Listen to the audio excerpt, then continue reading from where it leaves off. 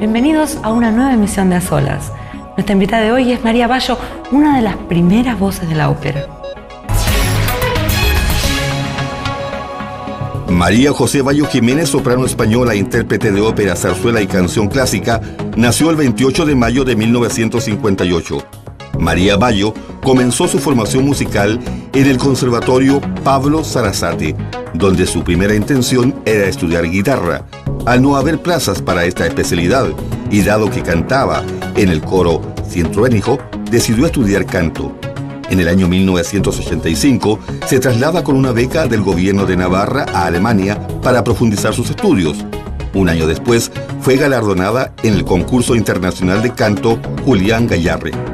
La consagración internacional le llegó en el año 1988 al ganar el primer premio en el concurso Belvedere de Ópera de Cámara de Viena, junto con otras 10 menciones en la misma competición. A mediados de los años 90, María Bayo había dejado de ser una joven promesa para convertirse en toda una realidad. En el año 2002 recibió el premio Príncipe de Viana de la Cultura que concede el gobierno de Navarra.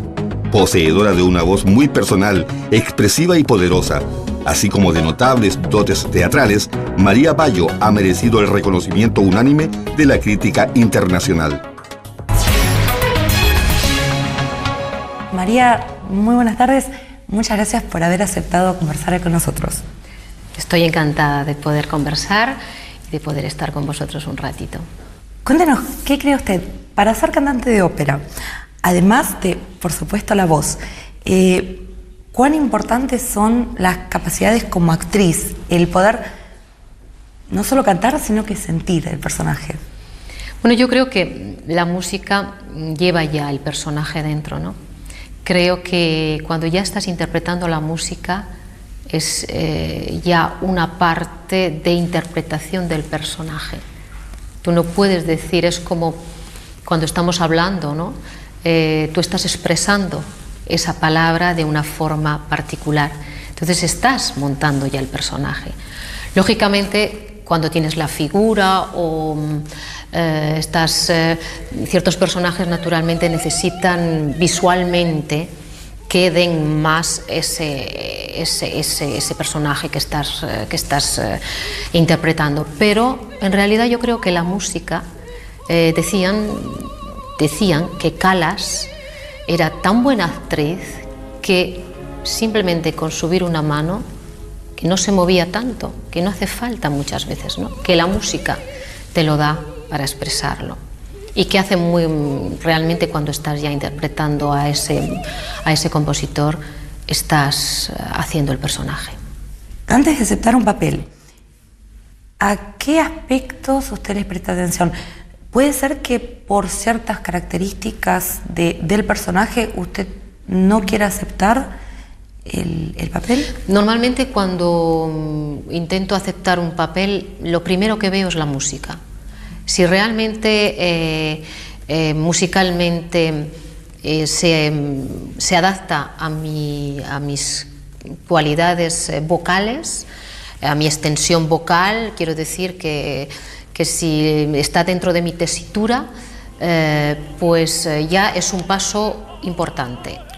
Tienes que saber que esa música la puedes interpretar sin problema. Luego, a mí me gustan los personajes, pues no me gustan los personajes sosos. Pero hay muchos personajes sosos que quizás es el director de escena el que los quiere así, sosos, y no saben sacarle el jugo, porque yo pienso que he hecho personajes de estos que se caracterizan un poco tontos y que yo no los he hecho tontos porque no puedo hacer un personaje tonto, no me sale. Me gustan personajes que tengan algo que decir y personajes pues sin nada, yo creo que no existen, yo creo que hay siempre algo que sacar. Pero si es que hay personajes, por ejemplo, dicen que Micaela es un personaje que es muy insípido, pues yo no lo encuentro. Micaela tiene una fuerza enorme, tiene una fuerza, puede ser en el dúo que esté ahí soñando y un poco tontez, un poco tonta, parece, pero cuando llega a la escena del aria, que se enfrenta a todo el mundo, ¿no? Incluso a la Carmen, yo no la veo tontos. Pero bueno, eso es una cuestión también del director de escena. A mí me gusta interpretar personajes y lo miro, eso también lo miro, personajes que me den algo para poder interpretarlos. ¿Qué papel, digamos, de todos los que ha habido, podría decir que la ha marcado por alguna razón? Hay un personaje muy profundo que a mí todavía no lo entiendo muy bien, además, ese personaje, que es Mélisande, de Péléas et Mélisande, de Debussy. Es un personaje muy enigmático, es un personaje además que tiene como tiene como una tormenta interior ella, no sabe muy bien, es un personaje muy retorcido en su y todavía hay algo en él misterioso que no lo he llegado a captar. Pero en sí yo creo que es el personaje, porque ya de entrada el personaje, el compositor te lo describe un poco así, un poco enigmático, un poco que oculta algo, ¿no? Y es un personaje que me marcó mucho porque, bueno, la primera vez lo hice en Bruselas, en La Monnaie, con un director de escena maravilloso que era Berni, que murió ya, y que hice otra gran obra con él, que fue La Calisto de Cavalli. Y él era un director de escena que yo me entendía muy bien con él, porque iba muy profundamente al personaje y quería sacar al máximo de ese personaje. Entonces él ideó, de mí le gustaba lo pequeñita que era, lo que quizás daba de ternura, en fin, buscaba mucho sus personajes físicamente también, ¿no? Físicamente. Y por ejemplo había un golo que era enorme, era 2 veces yo. Entonces había una escena muy difícil, que es cuando la coge que está queriendo escapar ella y entonces había un momento en que había unas tijeras enormes y yo estaba en el escenario tumbada, y él hacía intención de clavar las tijeras, ¿no? Entonces era algo tan espantoso para mí que no conseguía en ningún ensayo, y en los últimos ensayos era tan angustioso que me ponía a llorar, porque era tal la tensión que provocaba aquello que no podía con él. Hasta que un día tuve que hacerme abstracción de aquello para poder interpretar aquella escena. Es uno de los personajes que me han marcado mucho, me han marcado muchísimo, sí. Es un personaje muy enigmático y es un personaje que todavía no logro captarlo. ¿Cómo es el proceso de adaptarse, de involucrarse en el personaje? Bueno, es un proceso de tiempo. Empezamos los ensayos de escena con mucho tiempo. Yo casi todas las producciones que he hecho pues han sido de un mes y medio, hasta que montas el personaje. Primero porque nosotros los cantantes tenemos unas prioridades que los artistas de cine o los artistas de teatro no necesitan. Nosotros tenemos que adaptar eso para cantarlo. Cantar significa que tienes necesitas otras cosas, porque no puedes estar corriendo y cantar. Entonces necesitas adaptarlo, porque eso necesita otra cosa más allá que un actor. Una vez que se ha empezado con el personaje, que se ha empezado a interpretarlo, en la escena, ¿va cambiando, va madurando con el tiempo? Claro, lógicamente vas comenzando a descubrir aquello, y cada vez pues puedes descubrir más cosas y naturalmente, por ejemplo, yo siempre digo que con las óperas de Mozart nunca has acabado de aprender, nunca has acabado de saber cómo era, porque siempre descubres cosas nuevas. Cuando vuelves a interpretar ese personaje que lo has interpretado muchísimas veces, vuelves a descubrir cosas o palabras que no habías recalcado en ese momento, o Mozart es fantástico porque siempre te descubre cosas y siempre vas evolucionando, ¿no? Mozart en particular. Mozart. ¿Cómo es hoy el desarrollo de la ópera? ¿Quiénes realizan obras modernas? ¿Qué temáticas tratan? ¿Se puede hablar de la ópera contemporánea? Hay ópera contemporánea, sí, naturalmente, pero yo no he realizado mucha ópera contemporánea, la verdad. El máximo que he hecho ha sido Res Progress, y bueno, me ha encantado. Ha sido una obra que la hice el año pasado y fue un descubrimiento para mí. Pero más allá de él yo no he hecho otro compositor más moderno. Usted ha cantado en distintos países de Europa. ¿Podemos hablar de que hay una distinta aceptación de un personaje en particular en base al país? ¿Se puede decir que este personaje es el preferido de Francia? Casi siempre en las óperas hay los personajes preferidos, los prefieren en todos los sitios los mismos. A mí me decía, soy muy amiga de Teresa Berganza, y me decía, porque he hecho Micaela con ella, ¿no? Y Micaela es un personaje que despierta cierta simpatía, ¿no? Y decía Teresa, da igual que estés cantando maravillosamente toda la noche, resulta que llega la Micaelita y se lleva los aplausos, porque son personajes como que tienen, no sé, que despiertan en el público una cierta ternura, ¿no? Ternura o no sé. Y decía, porque claro, la Carmen es como muy mala, entonces la gente tiene como un rechazo, ¿no? Y dice, da igual que estés cantando maravillosamente, llega Micaela y se lleva aplausos, ¿no? Y eso se repite. Personajes. Sí, se repite en todo. Entonces estamos hablando de cosas tan universales que se repiten en tiempo y en espacio. La música es muy universal. La música, estamos hablando de algo que es algo que nos entendemos todos y que a mí me ha descubierto pues que yo me puedo entender. Y en realidad en la ópera es donde más nacionalidades ves y te entiendes, porque yo a partir de mi carrera conozco italianos, alemanes, ingleses, americanos, y la unión que tenemos es la música y nos entendemos fantásticamente bien, o sea que la música es universal. Hacemos una pequeña pausa y en unos segundos estamos de vuelta.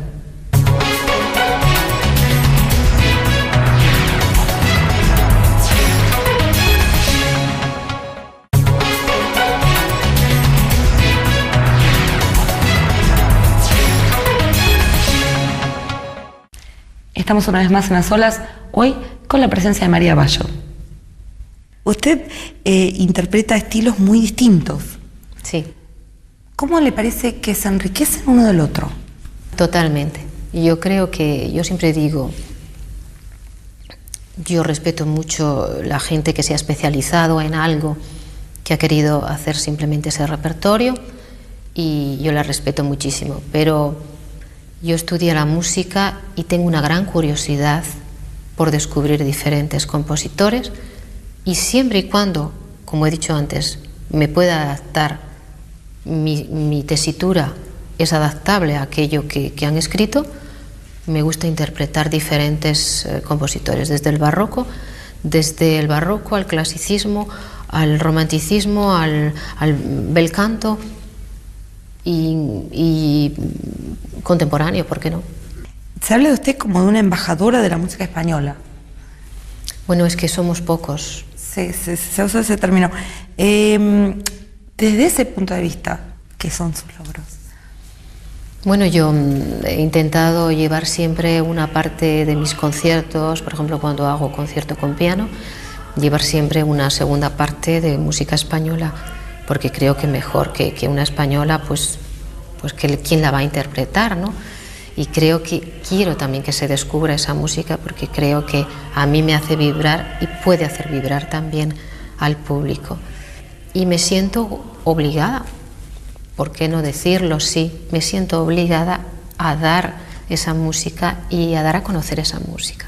Pero, digamos, ¿ha notado pasos en ese sentido, adelantos, que sí hay cosas nuevas que le han llegado a otros países que ahora se toman más en cuenta?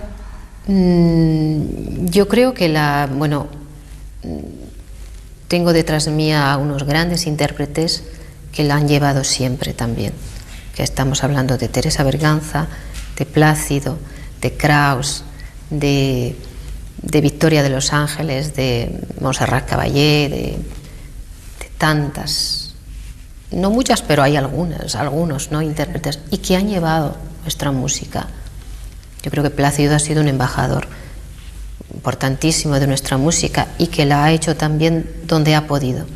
Yo creo que nuestra música gusta mucho, y yo, por ejemplo, puedo decir que mi experiencia en Francia y en Suiza ha sido fantástica. Sí, en Suiza, en Ginebra, he dado música, he hecho arias de zarzuela, que fue un exitazo, o sea... Como difícil de imaginarse, ¿no? En Suiza, zarzuela. Les encanta, les encanta. Nuestra música bien hecha es estupenda, es maravillosa. Es algo que va fenomenal y que lo acogen muy bien. Los franceses también. O sea, desde ese punto de vista usted no ve, digamos, limitaciones en las características nacionales. No hay nada que no pueda llegar a ser entendido en otros lugares, incluso si hablamos de, teóricamente, hipotéticamente, no sé, Japón, India, también se puede hacerle llegar sentimientos que... Yo creo que sí. ¿Por qué no? Cuando se hace bien esa música, puede llegar a todo el mundo. A todo el mundo, si se hace bien. Yo creo que es más, a veces, pues bueno, hay muchas óperas rusas que no entiendes el idioma, pero te está llegando, porque, como decíamos antes, la palabra pasa a través de la música y depende de cómo estás interpretando eso musicalmente. No hace falta a veces saber qué es lo que está diciendo, porque pasa de alguna forma. Esa es la magia de la música también. Por eso decía que interpretarlo es pasar a través de la música. De las óperas rusas, por ejemplo, como para tener un ejemplo, ¿nos podría mencionar un caso que le haya gustado particularmente, que le haya resultado cercano por ahí el mensaje? Bueno, he visto poca ópera rusa. Katia Kavanova hace poco vi y la verdad es que me pareció espectacular. Me encantó el personaje, me encantó y no entendía lo que se estaba... ¿Qué más he escuchado? Boris Godunov. No sé, no hace falta a veces entender, sino que el intérprete te pase otras cosas, ¿no? Para ser una de las primeras voces, es usted sorprendentemente modesta, digamos, en el buen sentido de la palabra. Sí. Llama la atención ese aspecto. ¿Le ha pasado por ahí de que la gente se sorprende, de que por ahí esperaban otra reacción y como quedan? Sí, pero yo digo siempre que la diva está en el escenario. Una vez que bajas de él, yo hago una vida normal, tengo una hija pequeñita, voy al mercado, cocino porque me gusta, me encanta cocinar y trabajo muchísimo y estudio muchísimo y no me da tiempo a hacer otras cosas porque es una vida muy sacrificada. Pero yo digo que la diva se tiene que mostrar arriba, donde estás haciendo la música, en el escenario. Y es verdad que muchas veces se han sorprendido porque parece ser que cuando estoy arriba parezco mucho más grande de lo que soy, mucho más alta, ¿no? Entonces cuando salgo con mi ropa normal dicen, uy, pensaba que eras muchísimo más alta, uy, es que das una imagen. Bueno, pienso que lo que eres lo tienes que mostrar ahí donde tienes que hacerlo. Que después la humanidad también cuenta arriba. Ahora, fuera del escenario, ¿no se espera por ahí? ¿No se exige hasta determinado punto una actitud de estrella, por decirlo de alguna forma? Sí, ¿no es un poco un sí. requisito, como que por ahí a uno no le permiten de otra forma? Sí, a veces es verdad que se sorprenden mucho, sí, de mi actitud normalísima, ¿no? Sí, están esperando una actitud de capricho, porque además lo de diva tiene un aspecto despectivo, ¿no? A veces también, y a mí no me gusta nada ese aspecto de caprichosa, de tratar mal a la gente, ay, es que no me gusta nada. Entonces quizás lo borro un poco de mi vida normal, ¿no? Porque no me gusta nada ese aspecto. Pero sí que la gente espera un poco ser más altiva, o esa forma de superioridad, que no sé por qué, no entiendo, ¿verdad? Pero en el aspecto negativo no me gusta la palabra de diva.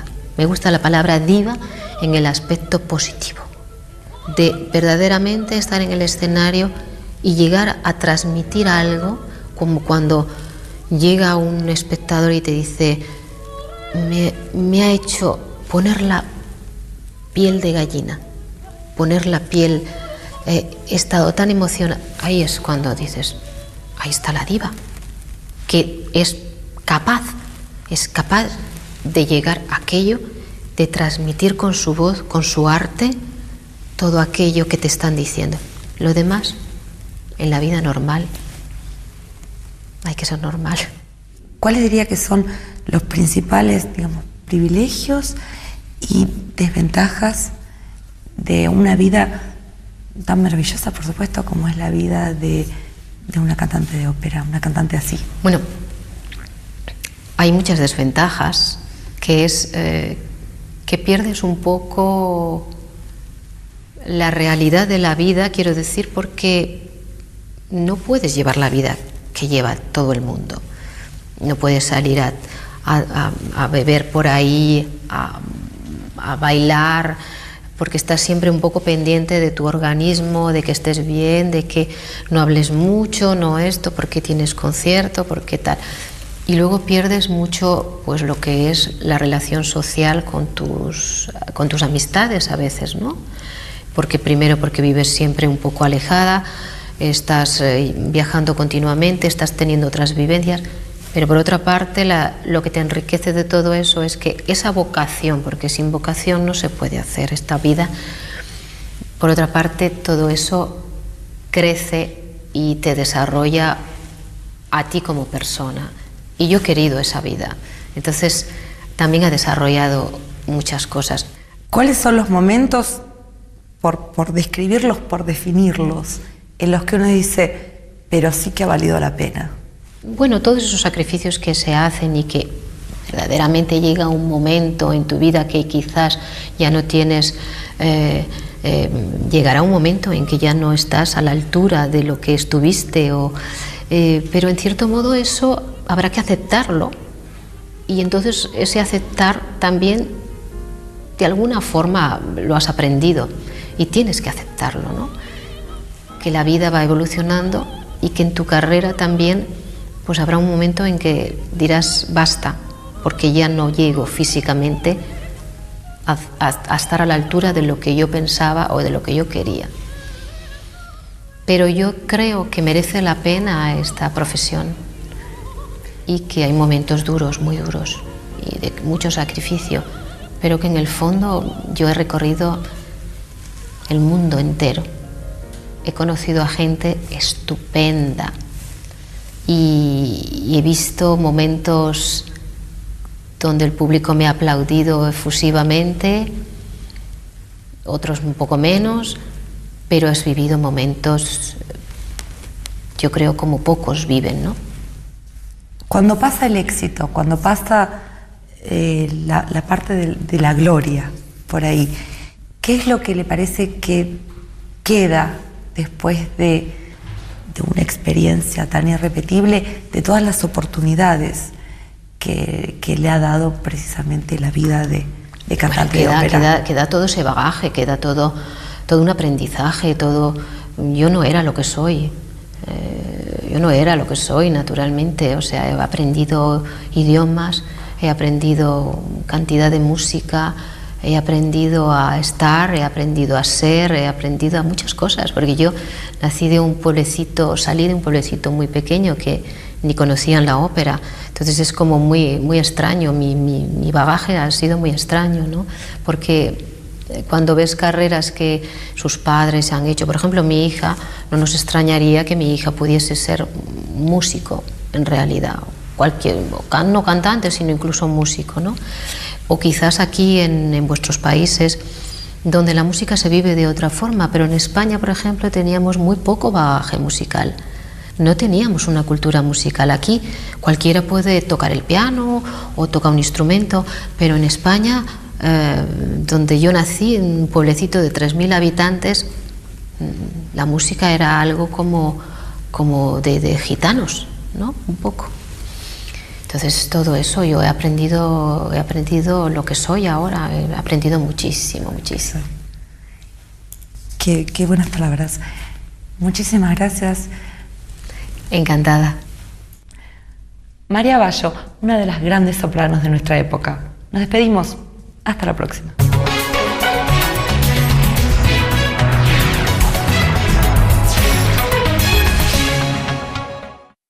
Los cantantes tenemos unas prioridades que los artistas de cine o los artistas de teatro no necesitan. Nosotros tenemos que adaptar eso para cantarlo. Cantar significa que tienes otras, necesitas otras cosas, porque no puedes estar corriendo y cantar. Entonces necesitas adaptarlo, porque eso necesita otra cosa más allá que un actor. Una vez que se ha empezado con el personaje, que se ha empezado a interpretarlo, en la escena, ¿va cambiando, va madurando con el tiempo? Claro, lógicamente vas comenzando a descubrir aquello y cada vez pues puedes descubrir más cosas y naturalmente por ejemplo, yo siempre digo que con las óperas de Mozart nunca has acabado de aprender, nunca has acabado de saber cómo era, porque siempre descubres cosas nuevas. Cuando vuelves a interpretar ese personaje que lo has interpretado muchísimas veces, vuelves a descubrir cosas o palabras que no habías recalcado en ese momento. O Mozart es fantástico porque siempre te descubre cosas y siempre vas evolucionando, ¿no? Mozart en particular. Mozart. ¿Cómo es hoy el desarrollo de la ópera? ¿Quiénes realizan obras modernas? ¿Qué temáticas tratan? ¿Se puede hablar de la ópera contemporánea? Hay ópera contemporánea, sí, naturalmente, pero yo no he realizado mucha ópera contemporánea, la verdad. El máximo que he hecho ha sido Res Progress, y bueno, me ha encantado. Ha sido una obra que la hice el año pasado y fue un descubrimiento para mí. Pero más allá, creo que cuando ya estás interpretando la música es ya una parte de interpretación del personaje. Tú no puedes decir, es como cuando estamos hablando, ¿no? Tú estás expresando esa palabra de una forma particular. Entonces estás montando ya el personaje. Lógicamente, cuando tienes la figura o ciertos personajes naturalmente necesitan visualmente que den más ese personaje que estás interpretando. Pero en realidad yo creo que la música, decían que Callas era tan buena actriz que simplemente con subir una mano, que no se movía tanto, que no hace falta muchas veces, ¿no? Que la música te lo da para expresarlo y que hace realmente cuando estás ya interpretando a ese compositor, estás haciendo el personaje. Antes de aceptar un papel, ¿a qué aspectos usted les presta atención? ¿Puede ser que por ciertas características del personaje usted no quiera aceptar el papel? Normalmente cuando intento aceptar un papel, lo primero que veo es la música. Si realmente musicalmente se adapta a mis cualidades vocales, a mi extensión vocal, quiero decir que si está dentro de mi tesitura, pues ya es un paso importante. Tienes que saber que esa música la puedes interpretar sin problema. Luego, a mí me gustan los personajes, pues no me gustan los personajes sosos, pero hay muchos personajes sosos que quizás es el director de escena el que los quiere así, sosos, y no saben sacarle el jugo, porque yo pienso que he hecho personajes de estos que se caracterizan un poco tontos, y que yo no los he hecho tontos porque no puedo hacer un personaje tonto, no me sale. Me gustan personajes que tengan algo que decir, y personajes pues sin nada, yo creo que no existen, yo creo que hay siempre algo que sacar. Pero si es que hay personajes, por ejemplo, dicen que Micaela es un personaje que es muy insípido, pues yo no lo encuentro, Micaela tiene una fuerza enorme, tiene una fuerza, puede ser en el dúo que esté ahí soñando y un poco tontez, un poco tonta, parece, pero cuando llega a la escena del aria, que se enfrenta a todo el mundo, ¿no?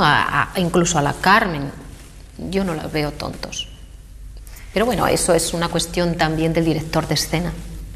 A mí me gusta interpretar personajes y lo miro, eso también lo miro, personajes que me den algo para poder interpretarlos. ¿Qué papel, digamos, de todos los que ha habido, podría decir que la ha marcado por alguna razón?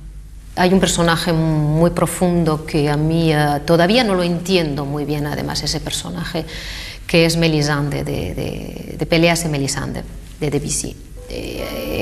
Es un personaje muy enigmático, es un personaje además que tiene como tiene como una tormenta interior ella, no sabe muy bien, es un personaje muy retorcido y todavía hay algo en él misterioso que no lo he llegado a captar. Pero en sí yo creo que es el personaje, porque ya de entrada el personaje, el compositor te lo describe un poco así, un poco enigmático, un poco que oculta algo, ¿no? Y es un personaje que me marcó mucho porque, bueno, la primera vez lo hice en Bruselas, en La Monnaie, con un director de escena.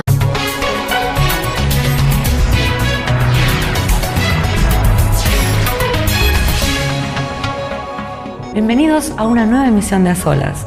Nuestra invitada de hoy es María Bayo, una de las primeras voces de la ópera.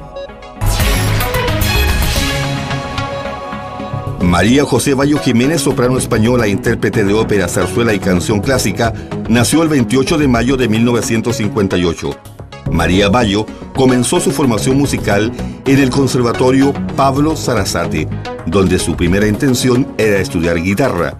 Al no haber plazas para esta especialidad y dado que cantaba en el coro Cientruénigo, decidió estudiar canto. En el año 1985 se traslada con una beca del gobierno de Navarra a Alemania para profundizar sus estudios. Un año después fue galardonada en el concurso internacional de canto Julián Gallarre. La consagración internacional le llegó en el año 1988 al ganar el primer premio en el concurso Belvedere de Ópera de Cámara de Viena, junto con otras 10 menciones en la misma competición. A mediados de los años 90, María Bayo había dejado de ser una joven promesa para convertirse en toda una realidad. En el año 2002 recibió el premio Príncipe de Viana de la Cultura que concede el gobierno de Navarra.